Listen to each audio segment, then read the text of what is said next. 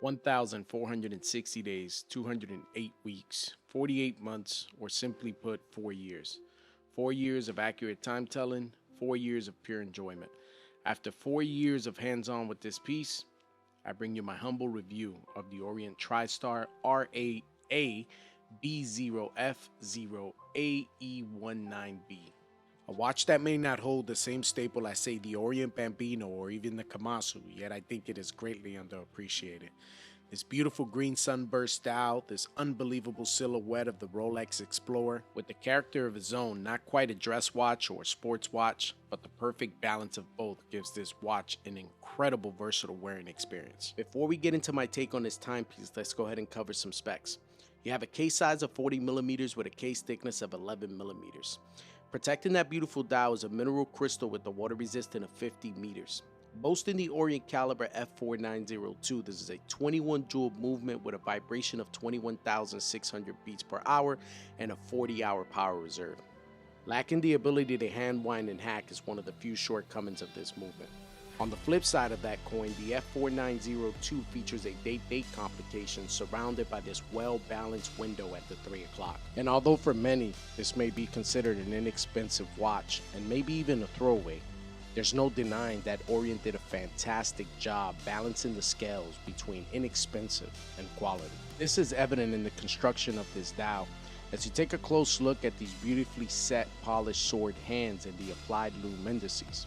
Although the lume is not the best, it certainly gets the job done. One fact to keep in mind is that Orient manufactures all of its parts in-house, everything from the movement, the case, the dial, the hands, and even the bracelet. And yes, this watch comes with the bracelet.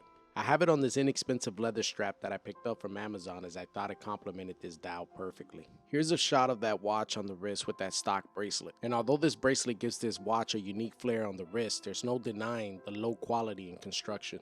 I've always stated that I'd rather companies pass on the savings to the end user by reducing the cost on the straps and bracelets, as the third-party options are endless. Rich Watch Straps being one of my favorite companies that offers a variety of watch straps at an incredible price point. Anything from rubber straps to waffle style and even NATO straps. Now that we've covered the specs on this watch, let's go ahead and dive into my experience with this watch over the past 4 years. I'll give you the good, the bad, the pretty, and the ugly. Starting with the good.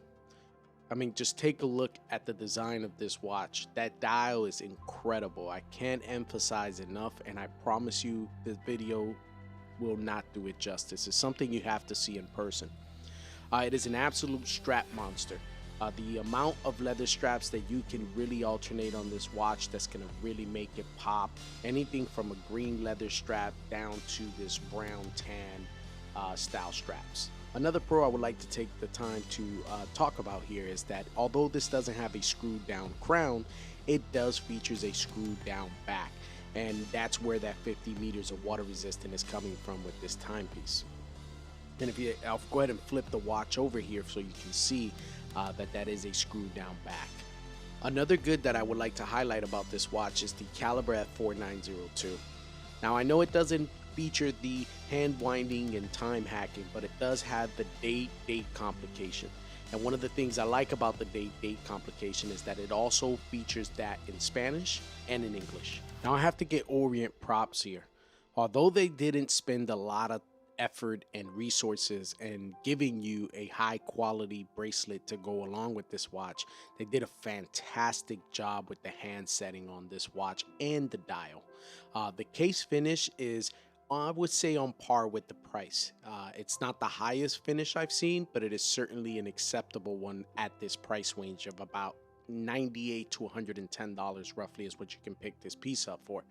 Now, the downside to this is that unfortunately it seems that this watch wasn't made in a mass quantity because it is not relatively available. I have seen a couple of listings online, but when you go and try to purchase, those unfortunately are not in stock, and the ones that do have it in stock are wanting an absorbent amount for this watch. And although this is a great timepiece and I would highly recommend it, I don't think that $200 would justify the purchase of this watch. Now, with that out of the way, something I would like to highlight that I recently noticed about this bezel that's on this watch. That is actually not a stainless steel bezel. That, I believe, is brass with nickel plating.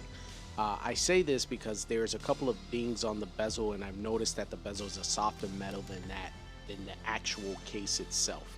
Now, with that said, the case itself is stainless steel, so rest assured that you're getting a pretty durable case in terms of wear and tear over time. One thing I would love to touch on as well is the wearability of this watch. It is a very low profile. It sits very flat on the wrist.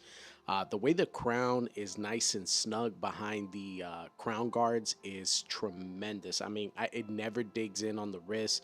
It is by far one of the most comfortable watches I have ever worn.